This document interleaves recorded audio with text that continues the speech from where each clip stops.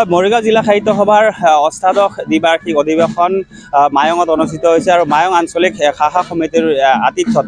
মায়ং মহাবিদ্যালয়ত দুদিনীয়া কাৰ্যসূচীৰ আয়োজন কৰা এই অধিৱেশনৰ আজি দ্বিতীয় অৰ্থাৎ অন্তিম দিনাৰ প্ৰথম কাৰ্যসূচী দেখা হৈছে সাংস্কৃতিক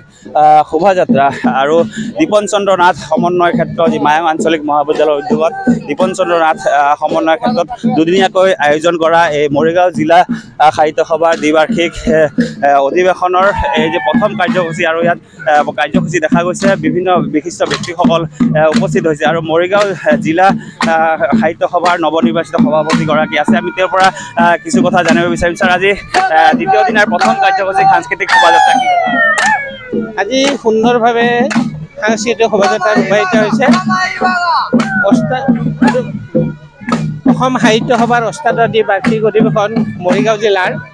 মায়ং অঞ্চলত অৱস্থিত হৈছে আৰু মায়ং আঞ্চলিক শাখাই অতি সুন্দৰভাৱে বিভিন্ন জাতি জনগোষ্ঠীৰ দ্বাৰা সাংস্কৃতিক শোভাযাত্ৰাটো ৰূপায়ণ কৰিছে এটা সুন্দৰ এটা বিভিন্ন কালাৰফুল এটা অনুষ্ঠান হৈছে তাৰ কাৰণে সকলো ৰাইজ ওলাই আহিছে আৰু ইয়ে প্ৰমাণ কৰিছে যে ভাষা সাহিত্য সংস্কৃতিৰ প্ৰতি সকলো ৰাইজ একগোট হৈ মাৰবান্ধি হৈ অসমীয়া ভাষা সংস্কৃতি জীয়াই ৰখাৰ কাৰণে চেষ্টা কৰিছে ধন্যবাদ নিশ্চয়কৈ এয়া সাংস্কৃতিক শোভাযাত্ৰাৰ পৰিৱেশ আমি দেখুৱাইছোঁ এনেধৰণে বিভিন্ন জাতি জনগোষ্ঠীৰ যিসমূহ কৃষ্টি সংস্কৃতি এই উদ্ভাসিত হৈছে এই যি সাংস্কৃতিক শোভাযাত্ৰাত তিৱা কাৰ্বি বড়ো ৰাভা মিচিং আদি বিভিন্ন জাতি জনগোষ্ঠীৰ যি কৃষ্টি সংস্কৃতি এই কৃষ্টি সংস্কৃতিসমূহ এই যি সাংস্কৃতিক শোভাযাত্ৰাত উদ্ভাসিত হৈছে আৰু বিশেষকৈ মায়ঙৰ যি পঞ্চগোসাঁই সেই পঞ্চগোসাঁই এই যি সাংস্কৃতিক শোভাযাত্ৰাত তেওঁলোকে উপস্থাপন কৰিছে আৰু এনেধৰণে দেখা হৈছে বিভিন্ন জাতি জনগোষ্ঠীৰ যিসমূহ কৃষ্টি সংস্কৃতি আছে এই মৰিগাঁও জিলা যি অষ্টাদশ দ্বিবাৰ্ষিক অধিৱেশন এই অধিৱেশনত এনেধৰণে উপস্থাপন কৰা পৰিলক্ষিত হৈছে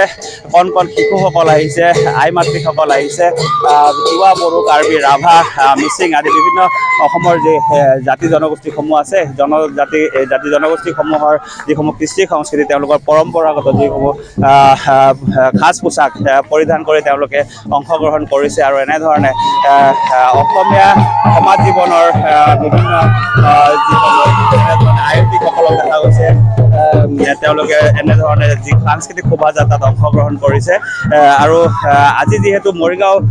জিলা সাহিত্য সভাৰ অষ্টাদশ দ্বিবাৰ্ষিক সাধাৰণ অধিৱেশন আৰু অধিৱেশনৰ দ্বিতীয় দিনাৰ অৰ্থাৎ অন্তিম দিনাৰ এই প্ৰথম কাৰ্যসূচী সাংস্কৃতিক শোভাযাত্ৰা আৰু ইয়াৰ পিছতে মুকলি সভা অনুষ্ঠিত হ'ব আৰু মুকলি সভাত অসম সাহিত্য সভাৰ নৱনিৰ্বাচিত সভাপতিকে ধৰি বিভিন্ন ব্যক্তি উপস্থিত থাকিব আৰু তাৰ পিছতে সামৰণি পৰিব মৰিগাঁও জিলা সাহিত্য সভাৰ অষ্টাদশ দ্বিবাৰ্ষিক সাধাৰণ অধিৱেশন